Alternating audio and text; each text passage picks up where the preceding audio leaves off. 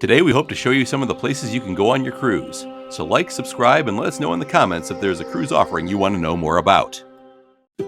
Hello, and welcome to our video on what you can do if you're cruising to Amber Cove but you didn't purchase a shore excursion. Let's get to it.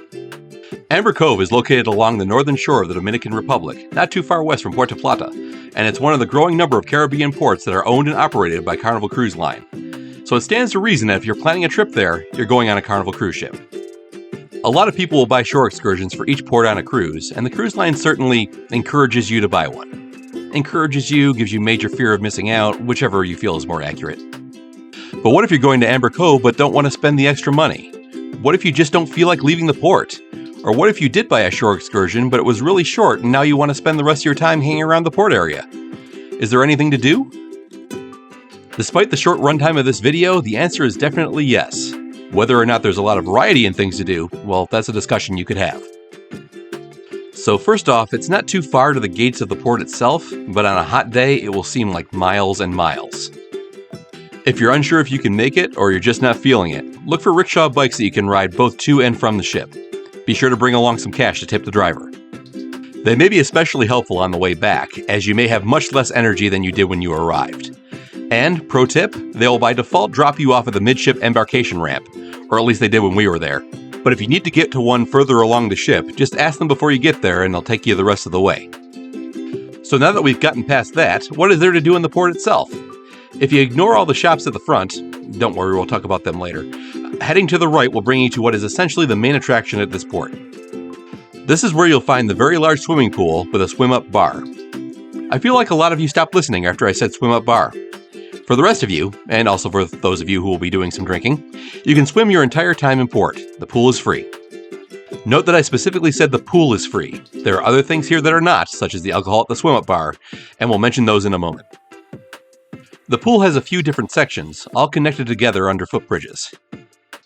One of the sections is kind of like a sandbar, with soft padded ground and shallower water, so it's a great area if you have small children.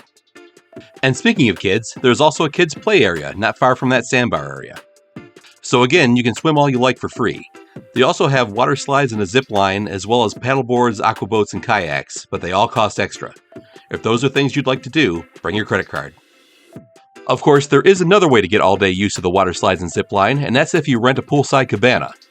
These are quite expensive and count as taking a shore excursion, so we won't get into them here. But we will have another video where we discuss whether or not these are worth it. As soon as it's available, we'll link it here, but otherwise be sure to subscribe and ring the bell so you'll be notified once it's up. One last thing before we go, if you are not renting a cabana, you cannot use the chairs and hammocks in front of them. Those are reserved for the cabana renters. Heading back to the port entrance, let's talk a little bit about shopping.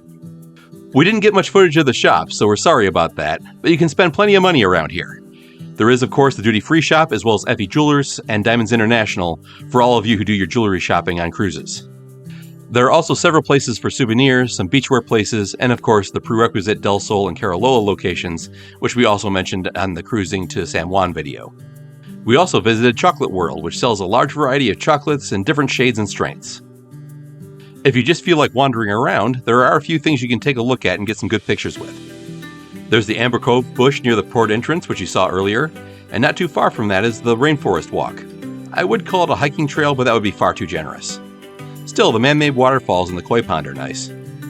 There's a small stage in the middle of the shops where you can see a dance demonstration, and if you go all the way behind the shops, you'll find the large Amber Cove sign in the corner.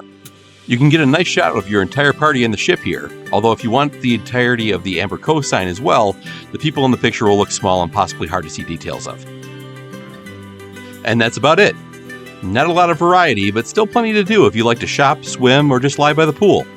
Or drink in a pool. We hope this gives you a good idea of what to expect if you visit Amber Cove. See you next time. Thank you for watching. Be sure to like, subscribe, and ring the bell to be notified of new uploads. And while you're here, check out some of our other videos.